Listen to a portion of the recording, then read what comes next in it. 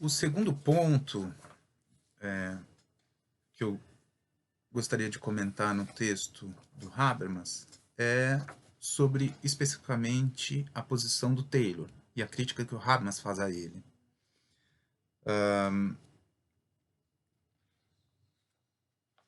Taylor dá uma resposta positiva e importante para o dilema que o Habermas introduz no texto, né? Então, diante da questão, a igualdade de direitos para formas de vida e tradições culturais exige outro tipo de direitos porque coletivos? Taylor diz sim, né? Exige um outro tipo de direito. Exige uma nova maneira de compreendermos o que é o sistema de direitos.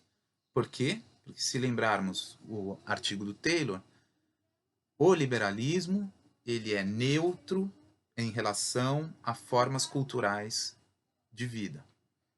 O liberalismo ele precisa preservar uma tese forte que é o princípio da não discriminação, ou seja, tratar todos sempre como iguais, sem privilegiar nenhuma diferença que seja cultural ou socialmente produzida. Essa é a visão clássica do direito individual, né? Dar primazia ao indivíduo como portador de direitos, assim como ele é, né? Mas como Habermas vai dizer, os indivíduos, cada sujeito, cada cidadão não é apenas um portador de direitos, ele também é um cidadão politicamente autônomo dentro do sistema de direitos. Bom, mas vamos voltar ao Taylor, certo? A resposta do Taylor é sim, exige um outro tipo de sistema de direitos. O Taylor chama isso de liberalismo 2, como vocês devem lembrar, né? E o liberalismo 2 pressupõe o seguinte, né? Primeiro, né, que a proteção de identidades coletivas ela entra em conflito com o direito a iguais liberdades subjetivas. Pode entrar em conflito, né? O Taylor estava falando também no texto sobre aquela ideia da tese da concorrência ou da inconciliabilidade entre o liberalismo 1 e o liberalismo 2. E o segundo problema é a ideia de que se essas duas posições, liberalismo 1 e liberalismo 2, se eles colidem, né, Taylor diz que é preciso, para preservar formas de vida culturais, é preciso dar primazia aos direitos coletivos culturais. Então vamos lá. O Taylor diz, eles são compatíveis quando você não fere diretamente nenhum direito fundamental. Mas existem, então, direitos coletivos que podem entrar na conta do sistema de direitos. E isso não tem problema, porque, afinal, reconhecer o valor intrínseco de uma cultura, isso é absolutamente fundamental, né? O Habermas, ele concorda que as culturas precisam ser reconhecidas.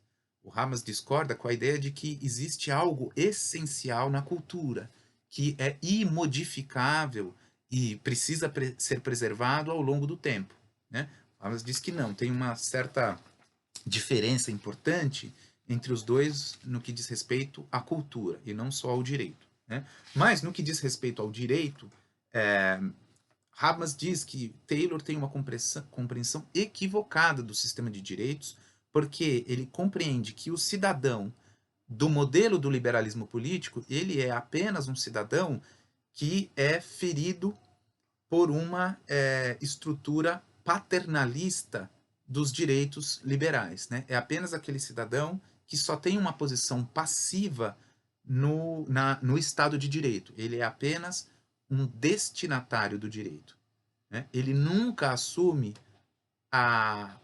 o papel de membro de uma coletividade política, né? Ele nunca é membro como parte de uma soberania popular que se expressa na forma da liberdade política. Esse é o primeiro, a primeira crítica que o Habermas vai fazer ao Taylor. Uma compreensão estreita do que é o Estado de Direito democrático, ou seja, a relação entre direito e democracia. Taylor está lendo a tradição liberal do direito ocidental como se nós, né, cidadãos, não assumíssemos simultaneamente o papel de legisladores desses direitos que recepcionamos enquanto portadores de direito. Se eu sou um portador de direito, vai dizer o Habermas, eu tenho que ter não só um papel ativo do ponto de vista político, porque eu vou legislar também esses direitos, como eu preciso ter a garantia de que eu vou ser um destinatário desses mesmos direitos. Essa distinção entre os dois, né, o Hamas diz que o Taylor tem uma leitura equivocada do sistema de direitos, ela é melhor compreendida se a gente olha para a dimensão conceitual mais importante, mais central na exposição do Habermas, que é aquela a respeito da autonomia. Né? E a discussão sobre a autonomia e a cooriginalidade entre autonomia privada e pública, ou autonomia privada e autonomia política, é o nosso terceiro ponto.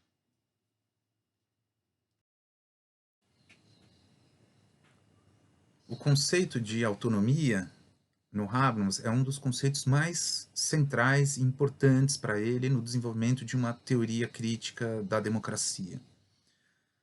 Ela remete, claro, a filósofos políticos muito importantes, principalmente a Rousseau e a Kant.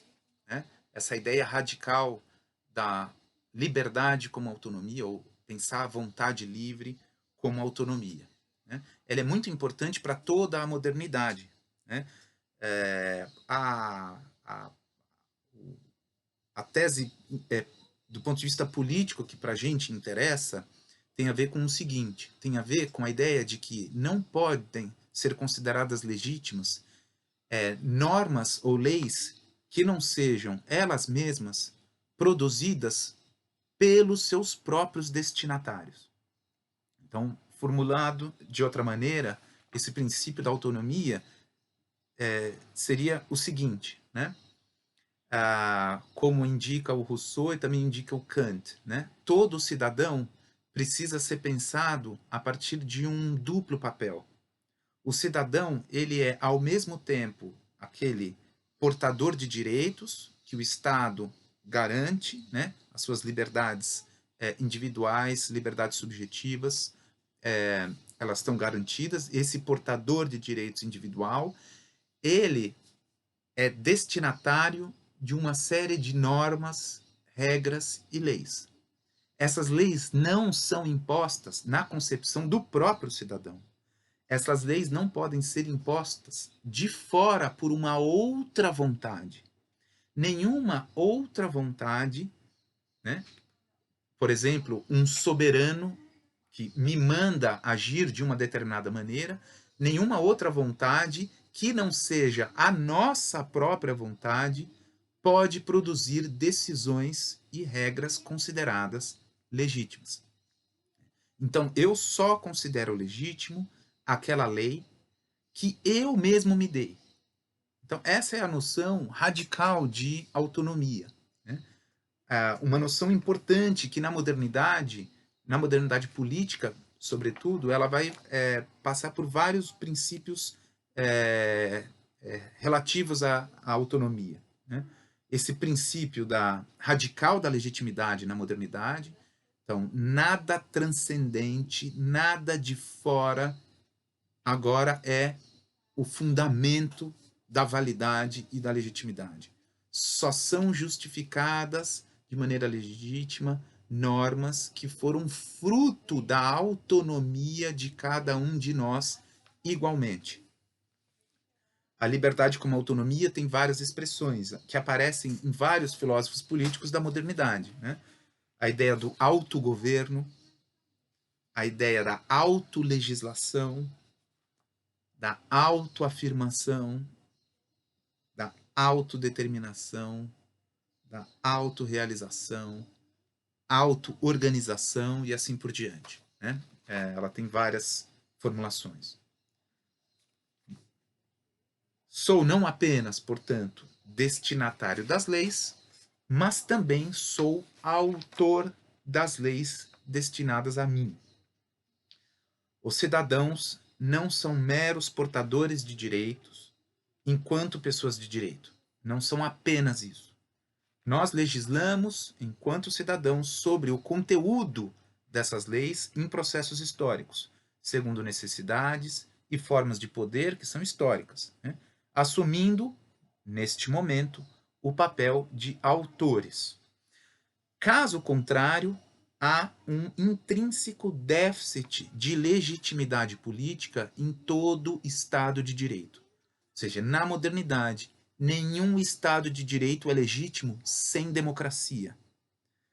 E o Habermas sempre vai falar sem democracia radical. Tem uma formulação dele no livro Factidade e Validade que diz exatamente isso.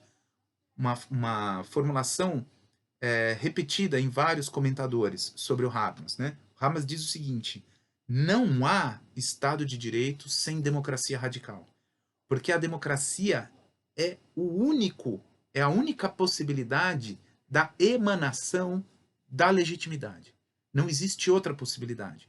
Ninguém, a não ser nós mesmos, em processos políticos, podemos escolher, legislar e tomar decisões que, portanto, possam pretender ser legítimas. Ok? Essa tese geral, não há Estado de Direito sem democracia radical, ela é uma formulação ampla para uma tese importante do Habermas, que é a tese da co-originalidade entre autonomia privada e autonomia pública. Diferente do Taylor, o Habermas não entende que há uma concorrência por princípio entre a expressão coletiva e os direitos individuais. O Habermas faz uma interpretação muito diferente da do Taylor. Ele diz, não é uma concorrência, há uma co-originalidade tensa. Na história política, ela é sempre tensa, mas há uma co-originalidade entre a autonomia privada e pública, certo? A autonomia privada olhando para essa primazia do portador individual de direitos no papel de destinatário, e a autonomia pública ou autonomia política, quando a gente compreende o cidadão no seu papel de autor ativo dessas leis. Ele nunca é mero destinatário. Ele também é legislador político. Ele é sempre autor. Então, a co-originalidade da autonomia privada e da autonomia pública, ela junta aquilo que, na interpretação do Taylor, ela estava sendo lida como concorrência. A concorrência do coletivo com o individual, no Habermas, é um processo de co-originalidade. Elas sempre são eles sempre são elementos, né? O político e o individual são elementos misturados nos processos histórico-políticos, tá? Então, a co-originalidade ela pode aparecer como a autonomia privada e pública, ou ela aparece muitas vezes formulada da seguinte maneira, como uma conexão ou um nexo, né, interno entre soberania popular e direitos humanos. O Habermas tenta chamar atenção para esse vínculo entre as duas coisas, né? Há uma preocupação que o Habermas desenvolve longamente no livro Factidade e Validade, é lá que aparece a tese para valer, né? Lá ele defende, desenvolve, fundamenta a tese da co-originalidade da autonomia privada e pública, e ele também mostra com mais clareza a expressão política da co-originalidade, que isso é interessante. Afinal, o que a co-originalidade diz para a gente, né? Ela fala sobre as demandas dos movimentos sociais, né? Os movimentos sociais lutam para participar ativamente em processos de legislação que dizem respeito a pautas centrais para toda a sociedade, né?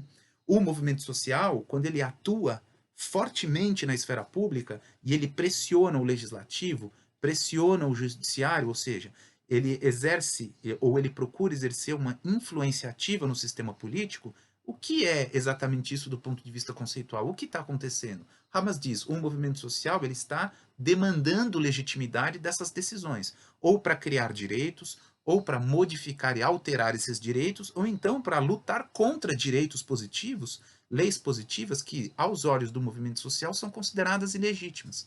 Tem uma tese central aqui que o Habermas defende, né, que é nessa tese geral do não há Estado de Direito sem democracia radical, que é a tese seguinte, que o Habermas diz, a legitimidade não decorre da legalidade. Não é só porque o Estado de Direito positivou, né, na expressão de algum legislador político histórico. Não é porque o Estado de Direito positivou uma lei e emitiu uma norma, que agora é norma legal, que ela é legítima.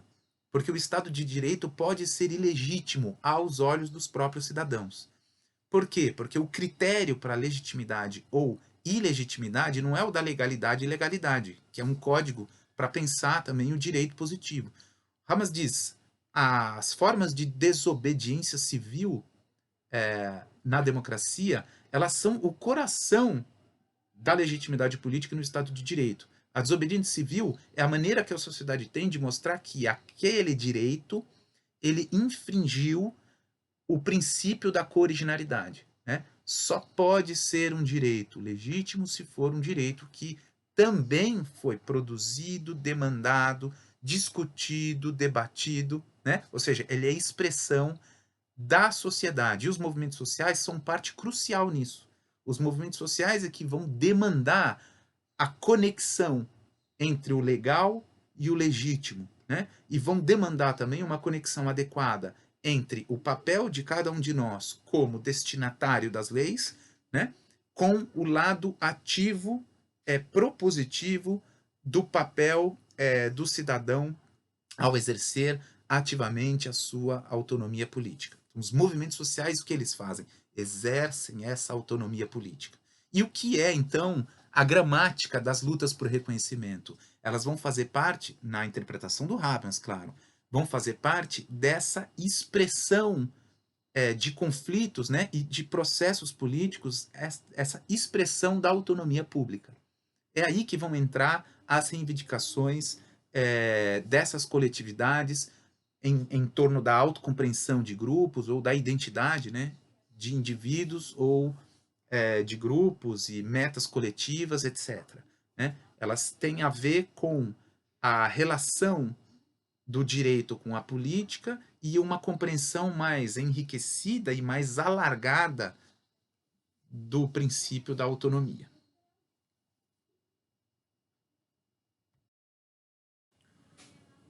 Para mostrar o vínculo entre a autonomia e os movimentos sociais, o Habermas vai se referir ao feminismo, né?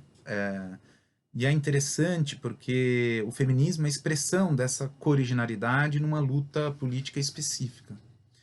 E por que que é a expressão da tese importante para o Habermas, para ele corroborar a tese da cooriginalidade? Porque, segundo Habermas, o feminismo ele tem um histórico que foi um histórico de uma luta contra o paternalismo. Duas formas de paternalismo são centrais: o liberalismo e o paradigma social, o estado de bem-estar social, que também foi paternalista para as mulheres. Né? O feminismo explicita o que o Habermas ele vai discutir bastante em Faticidade e Validade isso, mas aqui ele explicita essa dialética do que o Habermas chama de igualdade jurídica formal e igualdade factual. Né?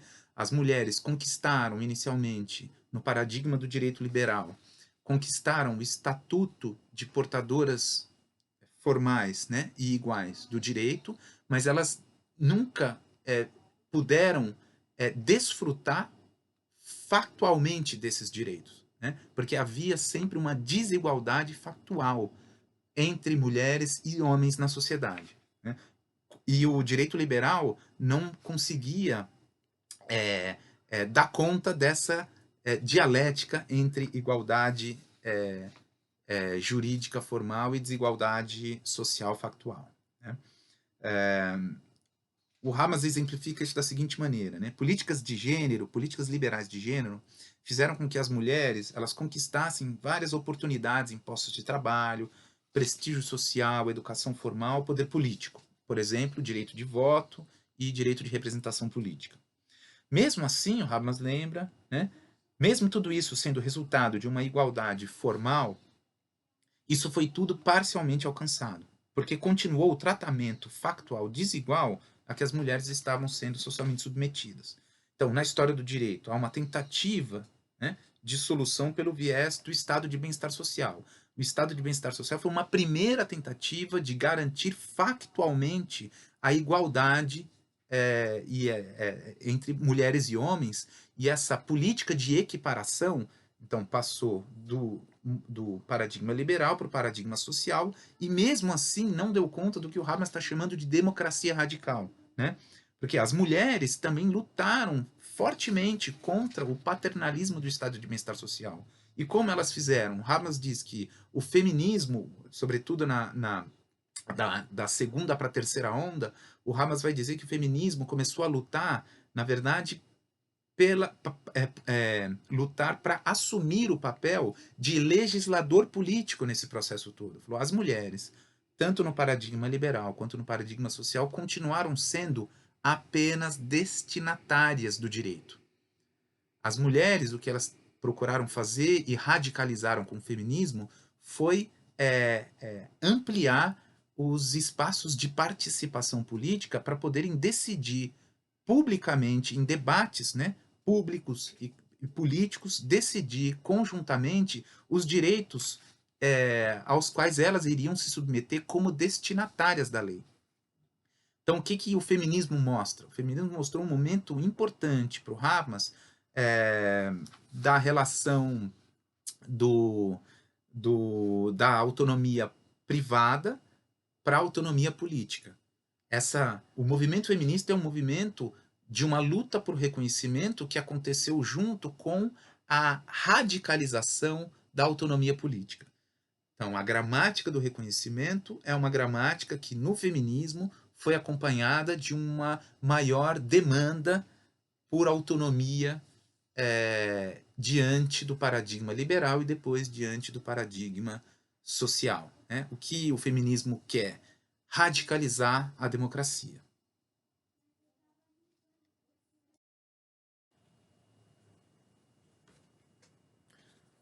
Por fim, o quarto e último ponto, que diz respeito a essa ideia da impregnação ética do Estado de Direito. O argumento liberal, e o Taylor discute isso lá no texto dele também, geralmente diz o seguinte: diante do multiculturalismo, e sobretudo em razão do multiculturalismo, é quase que uma obrigação do Estado de Direito ser neutro diante de formas de vida substantivas. Né? Se temos uma sociedade plural e multicultural, eu não posso privilegiar nenhum desses grupos e nenhuma dessas culturas. Eu preciso, então, tomar decisões que, para serem igualmente válidas para todas as pessoas, elas são decisões neutras culturalmente. O Habermas ele discorda da maneira como está formulado o problema. Né? Se o Estado de Direito ele é ou não é de fato neutro em relação às formas de vida, o Habermas diz nunca. Né? O Estado de Direito é parte, é expressão das próprias formas de vida, expressão política, é um momento da legislação política dessas sociedades que são culturalmente impregnadas numa diversidade de formas de vida. O exemplo das feministas para o Habermas já é importante, porque mostra que essa configuração democrática dos direitos vai acatar não apenas, digamos, procedimentos de autonomia e autodeterminação política, mas sempre vai absorver fins que são coletivos e fins vinculados a lutas por reconhecimento, porque vinculado a certas necessidades, interesses, né? Que são específicos, e a gramática dessas lutas passa pela forma de vida desses grupos. Portanto, sempre as normas jurídicas positivas elas vão remeter a sociedades que são concretas e sempre remetem a temáticas concretas. Uma comunidade jurídica determinada tematiza os seus problemas internos, ela tematiza suas exclusões e privações, mas ela também sempre toma decisões políticas, toda a comunidade. Há uma inevitável politização do direito, e essa politização ela não vai implodir a forma jurídica enquanto tal. Né? E essa politização também não vai dissolver a estrutura do direito. O direito está vinculado à autonomia política na sua essência. Né? A vontade política de uma sociedade, que em geral se manifesta nessas demandas dos novos movimentos sociais, ela substancializa determinadas leis tendo em vista a natureza concreta das matérias em disputa. Interesses e matérias, eles são concretos, disputados por determinados grupos e indivíduos, e, portanto, o direito vai ser expressão desse tipo de disputa que, inevitavelmente, acontece e ela é sempre coletiva. Então, o Hamas ele insiste muito, né, que toda a ordem jurídica, ele diz, também é expressão de uma forma de vida particular. Né? Toda a ordem jurídica, ou seja, a ordem jurídica e o sistema de direitos não é, como Taylor deu a entender, imediatamente a expressão de um teor universal ou universalista dos direitos fundamentais. Ela é sempre a forma e expressão de uma comunidade política, é um projeto de sociedade que está posto ali. Né? E quanto mais concreto for a matéria, tanto mais vai se expressar a autocompreensão de uma coletividade na sua própria forma de vida. Tudo isso o Hamas está tentando apresentar para explicitar que questões éticas são componentes inevitáveis da vida política e, portanto, as demandas por reconhecimento, ele diz, né, são absorvidas como elemento ético no processo de institucionalização do direito. Entender esse elemento da questão ética e da cultura é fundamental porque, veja como o Hamas está mostrando, a ética e a cultura, ela entra como um momento da expressão coletiva dessa sociedade e sempre politicamente disputável. Sempre politicamente disputável. Não existem culturas que não passem pela possibilidade, segundo a interpretação dele, dessas disputas políticas. Então, lembra que na discussão sobre as teorias do reconhecimento, a relação entre reconhecimento e cultura ela é muito crucial, porque muitas vezes, quando a gente fala que grupos lutam em prol do respeito à sua autoafirmação, à sua autorrealização, à sua identidade, esses grupos fazem isso muitas vezes porque essa identidade, em algumas formulações dessas teorias, ela tá enraizada em culturas ou em uma cultura. Dependendo de como a gente entende isso, uma cultura determina a política. Não sei se vocês lembram dessa formulação que eu fiz nas aulas, mas muitas vezes, para alguns autores, a política tem que determinar a cultura. Os comunitaristas, muitas vezes, vão deixar passar na expressão teórica deles uma determinação da política pela cultura, né? Como se a cultura fosse anterior à política. Os liberais, também fazendo um pouco a oposição radical, né? Se fosse forçar a interpretação, os liberais a gente poderia dizer o seguinte, não é que eles dizem que a política determina a cultura, não é nesse sentido, mas eles vão falar que é preciso fazer com que a política se distancie da cultura, né? Para que a cultura não determine a política, como querem argumentos comunitaristas mais tradicionais, mais ortodoxos, né? A política precisa se distanciar. E o Habermas está dizendo o seguinte, não, né? A política e a cultura são parte dessas disputas, são parte da autocompreensão histórica das sociedades modernas, né? E elas sempre vão disputar essa relação entre cultura e política. E o direito está posto aí, porque o direito é o médium em que cultura e política são elas se relacionam, elas se imbricam, né? Esse imbricamento entre política e cultura, ele é fundamental, mas veja como é importante o Habermas não deixar que a cultura tenha um peso de sobredeterminação sobre a política, certo? Então, não é um problema para a formulação da luta por reconhecimento do Habermas pensar que a gramática política jurídica do reconhecimento ela é parte desse elemento ético das sociedades e que esse elemento ético pode ser incorporado no processo de institucionalização do direito. Porque é assim que acontece em sociedades que disputam matérias concretas e cuja organização do direito em um determinado momento histórico ele é positivado como parte das soluções, expressões e problematizações dessas lutas, desses interesses. Tá bom?